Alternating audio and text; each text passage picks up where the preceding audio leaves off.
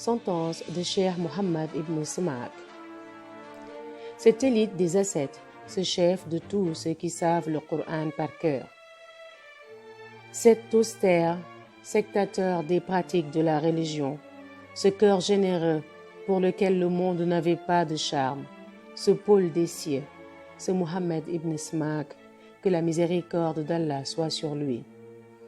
Il avait une éloquence persuasive qui était consommée dans la science des choses spirituelles. Quand il prêchait, Haroun et Rachid se rendaient auprès de lui et le comblaient de marques de distinction.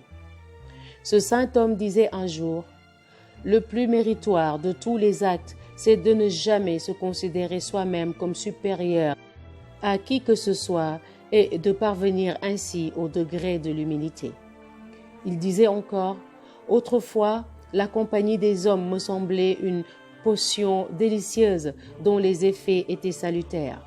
Actuellement, elle m'apparaît comme un mal pour lequel il n'y a pas de remède. Si tu veux y échapper dans ce monde, lis assidûment les bons livres sans jamais laisser détourner ta pensée du Seigneur très haut. » Il disait encore: « La convoitise est une corde nouée autour du cou de celui qui ne sait pas mettre un frein à ses désirs et qui ne deviendra libre que quand il s'en sera débarrassé. » Ahmed Havari raconte: « Mohammed ibn Smak était tombé malade. Je portais au médecin qui était chrétien un vase renfermant de son urine. En route, un beau vieillard au visage rayonnant nous accosta et nous demanda où nous allions.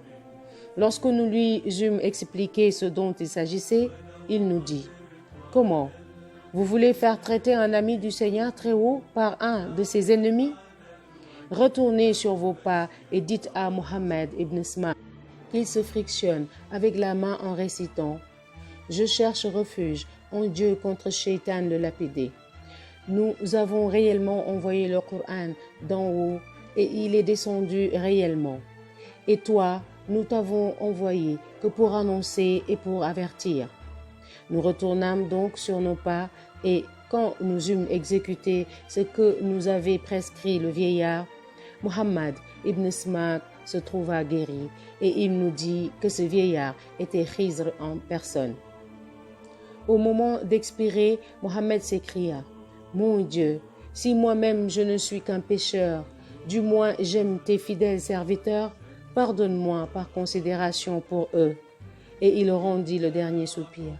Quelqu'un qui le vit en songe lui demanda quel était son sort. « Le Seigneur très haut m'a fait miséricorde, répondit-il.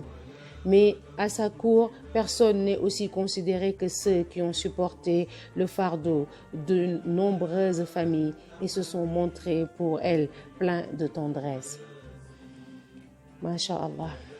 Les prochaines sentences seront de Mohammed ibn Aslam Toussi. Qu'Allah les agrée tous.